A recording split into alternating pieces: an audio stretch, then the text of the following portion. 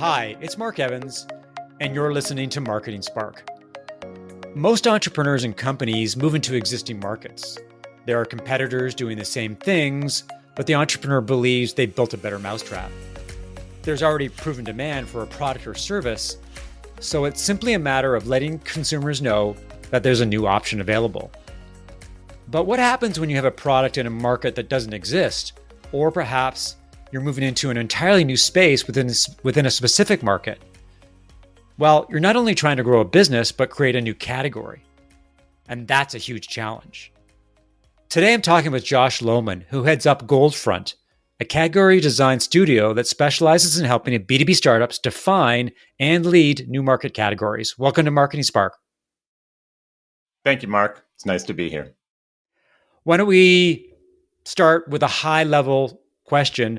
What is category design and who uses it? Why is it important these days? So category design is a discipline often used by startups, but could be used by many other kinds of companies to define and lead new market categories. And that idea of new market categories means that you're looking for an entirely new space to compete in, and you're not competing in an existing category. And so there's a whole set of ideas and tools and a whole discipline built around that idea of how do we design a new market category for our company. One of the things that people may think about when it comes to category design is that it's just the latest buzzword. It's something new that consultants have rallied behind so that they can sell different kinds of services. Is category design a real thing? Obviously, it is a real thing because you're making a living doing it. Yeah. But does it work? Yeah. So in the world of business, startups, marketing, there's always going to be the BSification of any discipline. Anything that becomes valuable at all is going to also have a bunch of people who are saying they're doing it, but they're not really doing it, and they're just trying to make a buck off of some new trend. Right. But no, category design actually is a real thing. It has real substance to it. In some ways, the precursor to it is brand strategy. And when brand strategy was invented, there was a number of people who said, if we can define the central DNA of a company and its products, then our brand strategy could become the North Star for everything that company does, right? The problem is that if you go into the startup world, chief product officers, people who run sales, people who run HR and the people department, they don't take brand strategy that seriously. The chief product officer is often not going to look at a brand strategy as like, yes, I want this to be the North Star for our product roadmap. And so in a way, category strategy has come out of that problem that there is no unifying whole company strategy for companies who are really trying to go big and do something new. And so category strategy fills that gap. And so, yeah, you could do it in a way where it's just kind of, it's not real and it's just kind of like something that marketing people say, but there's no meat to it. But when it's done right, you're doing it with the CEO, whoever runs product, the person who runs marketing, person who runs sales, all of those executives are agreeing to the central strategy, and then they're going to change what they do according to what that North Star is. And when you do that, it's really substantial. One of the things I think about when it comes to category design is that in theory, it sounds amazing. So for example, if you're a Drift and you can actually create conversational marketing and own that category, or at least emerge as the leading business because you've moved first, that is an awesome way to grow and build a business. But the one thing that I would say, I guess if I was the devil's advocate, is how hard is it to create a category given that there's so much competition out there? Companies are taking, like, startups are so agile these days that you can start a business really easily. What is that alignment between concept and reality, and what are the Hmm. challenges companies face when they try to create a category? Hmm. Yeah, this is a question that I get all the time, and it makes sense that it's like, hey, are we really a category creator? Like, not everybody can be a category creator, right? But I look at it a different way. We work with startups and late stage startups and companies that are tech companies that just IPO'd and people that are in that world. And in my mind, those companies are all saying we have a really big idea that's going to turn into a very large market or a very large valuation for our company. They're going to investors saying, we've got a big idea. It's going to be really successful. That's why you're going to give us millions of dollars. And what category design does in a way is it keeps those people from backsliding into incrementalism, right? It's like you start the company and you go to get investors and you're like, we're going big. Then you get into the work of making the thing, the product and the marketing and the sales. And you're like, well, actually, it's just a better way to do something that already exists. And that doesn't lead to companies that have a high valuation or end up with really good outcomes for investors. So in a way, category design it's almost like something that just keeps founders and executive teams honest that they really wanted to go big in the first place. So that I'm clear on category design, is it, for example, a company looks at the CRM space and there's all these sort of generic CRM applications out there that serve all kinds of different companies, and they decide that they want to create a CRM specifically for B2B SaaS marketers, not for anybody else, but just for B2B SaaS marketers. And there's no other company that has that laser like focus. So they've decided to create this category within an existing category. Is that category design or is that incremental product design? I don't know if I don't know if the B2B SaaS CRM is specific enough to be a category. There's probably because like CRMs now are used for marketing, sales, customer success, all kinds of things, right? The question you're asking, the answer is yes. If this all takes place in the mind of the customer. If you can get your customer having the idea that, oh, this isn't just an incremental improvement on something that already exists, but they're like, oh, this is a whole new way of doing things. This is actually going to transform the work that I do. That's when they're thinking this is a new category. So if you can get that to tip in their mind, and it's it could be really specific. I mean, one thing we've talked about is like, hey, is Southwest Airlines a new category? You might say, well, no, it's not. It's just like a budget airline. But maybe in the minds of their customers, they think of it as something totally different because there's so many ways that Southwest Airlines is really unique. And so it gets a little bit philosophical here about like, well, what is a category in the mind of the customer? But that's really the question: is can you get the customer thinking, okay, this is a whole new way of doing things that is not in something in a category that already exists. It leads to two questions. One is who should consider category design? And number two is how do you get started? What are the first steps you should take? Yeah. So every funded startup should be doing category design. And category design could be as simple as I have an idea and then I look at it through the lens of category. I have an idea for a startup. Is that a new category? I have an idea for a product. Is that going to be a new category? That could be that's the simplest version of category design, is that you're always looking at everything that you're doing through the lens of, hey, could this be a new category? And if the answer is no, what would I have to change about that idea in order to get it into into the space of being a new category.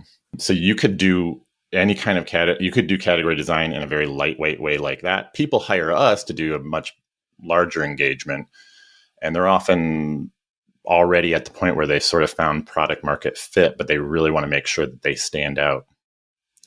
And that's a much bigger thing where we're doing a 3-month strategy engagement and doing a deep dive on their business and helping them figure out what's really unique about what they do and how that thing that's unique can be honed and worked on and made clear that this is a categorical difference, not an incremental difference out in the marketplace.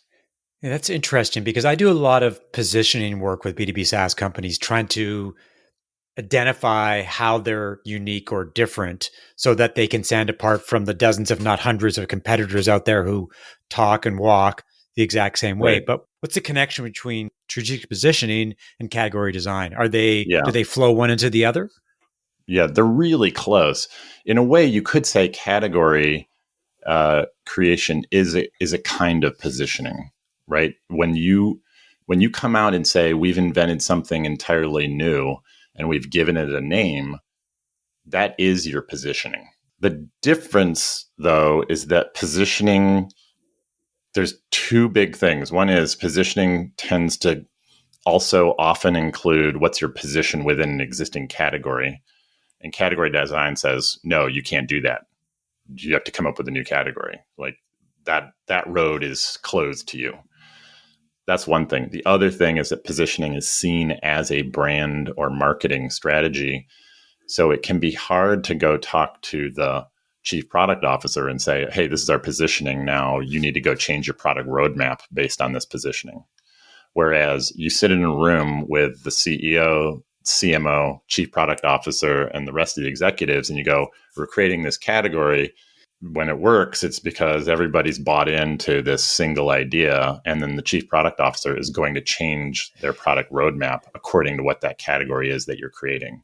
So that when marketing and sales are going out to tell the story, they're not just telling some BS. It's not just like a story they're telling. Product is coming right behind with like really great proof points. So I've created the better mousetrap.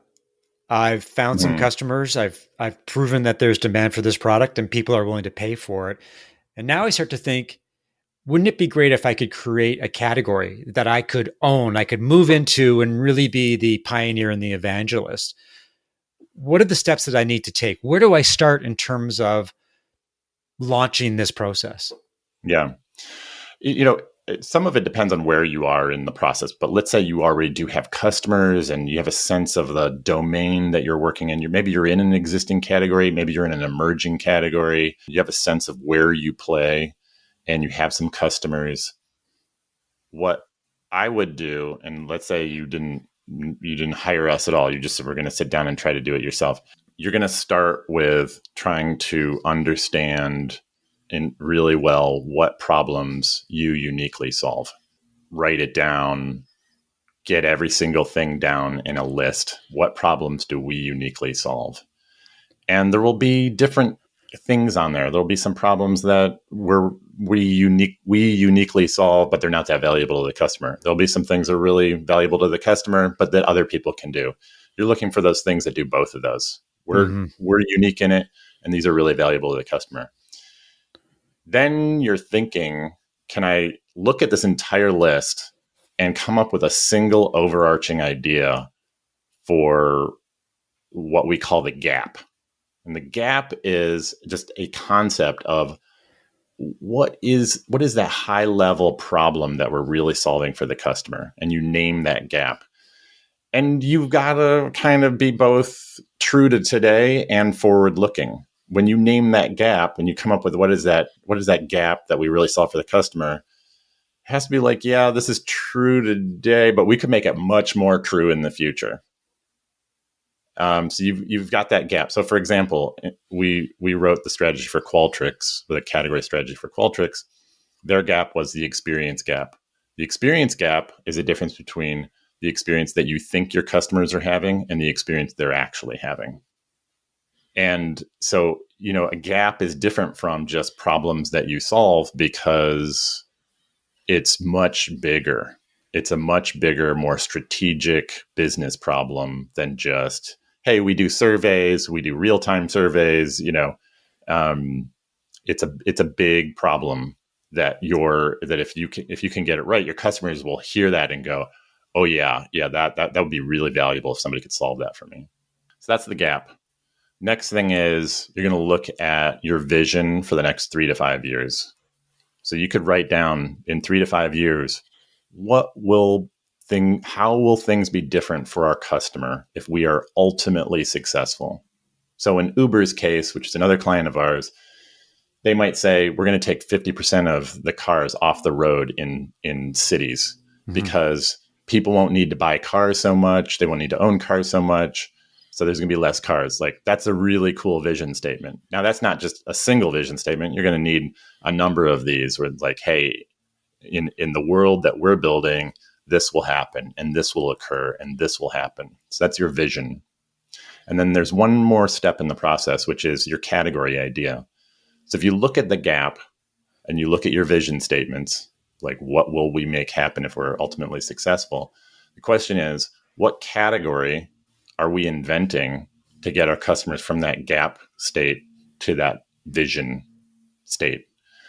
And you'll come up with the category idea through writing down some names of categories. So for Qualtrics, it was experience management or experience management platform, right? You'll write different ideas down for the name of the category, and then maybe a sentence or two that says what each of those names means to you. And you kind of just have to play with all these ideas. Well, what if the gap was this? Maybe that would change our vision to this. Well, maybe that would change our category idea to this. And you're sort of triangulating these three things until you get something that really feels right. And you got to look at it as like, can this be pretty much right today, but could we make it really, really right tomorrow? So there's a lot of kind of ins and outs to this where you've got your three ideas that you're triangulating. Then you're looking at, can we make a real case that this is true today? But are we also building a big space for us to grow into this tomorrow? And that's kind of the crux. That's kind of the essence of the process of category strategy. In about 2 minutes or less. Yeah. Yeah. It sounds like a combination of subjective and objective, or art and science. Yeah, absolutely. And the question I would have is, once you've gone through the process, once you've got your product, you've got customers, you decide that category design is something that you want to embrace, and you go through this process, you come out the other end with experience management or whatever category name that you've developed. What comes next? What do you do with it? Like, what are the next steps in terms of using it for marketing, sales, customer service, all the things that are part of your operational pillars? Yeah. Ideally, and I know a lot of your audience are in the marketing world. One of the cool things about category strategy is if you're a CMO and you're working in marketing and you bring category strategy into your company, now the strategy that you're doing is no longer brand strategy and something that maybe the people that run product are going to ignore. Now you're bringing in a strategy that it's like, okay, CMO, CEO, chief product officer, all working together to form this thing that everybody can agree to. And so that's very, very powerful. And it's fun for marketing to be part of that.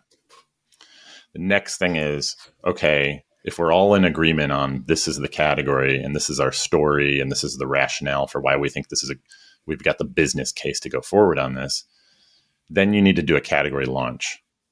And a launch happens in two places, inside the company and outside the company.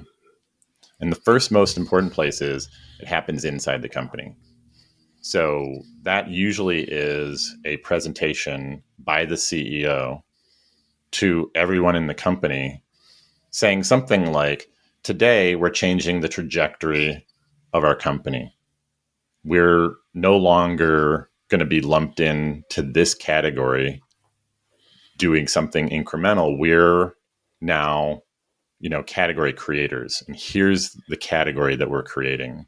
During strategy, we write something called a category POV that basically the CEO will take the whole company through this category POV, through the gap, through the vision, through the category idea, and how much promise there is for this category in the future. Once you kind of have everybody on board and you're letting different departments know what they can do to help manifest the category, right? So like people doing recruiting are now going to be using the category idea as part of their talking points. Sales is totally going to change their pitch so that the category idea is especially is at the beginning of their pitch. Product is going to change the product roadmap. Everybody in every department has a certain set of things that they'll do to go manifest the category. And then on the outside of the company, going public, there's something that we call it a category launch that will happen usually 3 to 5 months down the road after we create the strategy. And that's often for B2B companies, it'll be often a conference. The CEO may do a category vision presentation at a conference, and there might be a number of other things that are done all at the same time so that you can really get your message, your new category message out to your audience with a lot of density. You get the whole company pulling together on the internal launch. You get the whole company pulling together on the external launch, and good things will follow. So if you've established a new and exciting category, how much of a competitive advantage have you created? Is it the ultimate tool in terms of outflanking companies that may do something similar, but you've decided to stand apart and not only compete in the same marketplace, but be very distinct in terms of where you compete? Yeah. I mean, it sounds like if you can pull it off, it sounds like a great way to basically own a market.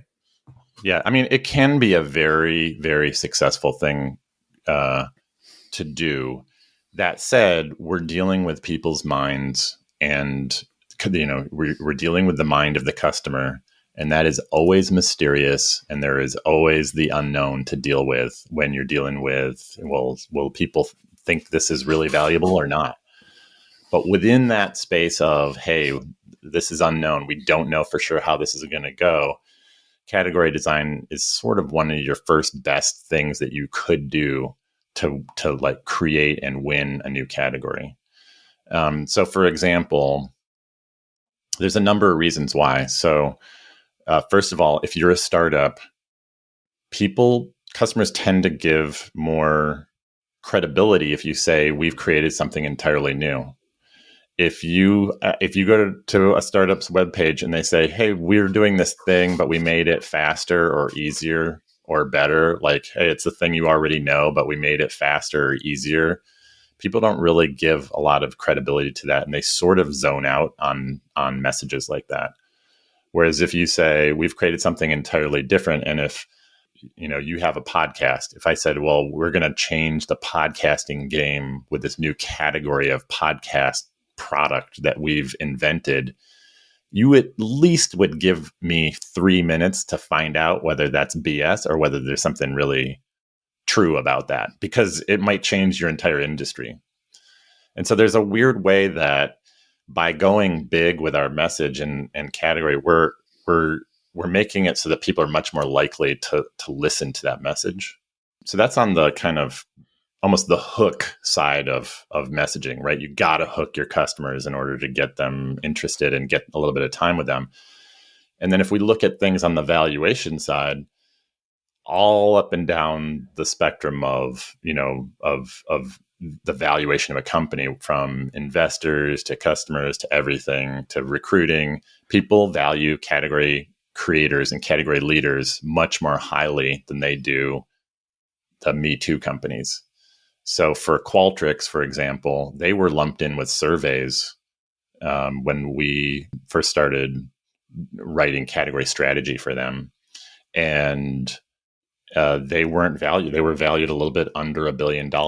Now, 5 years later, they're the leader of experience management, and they're valued at like $25 billion.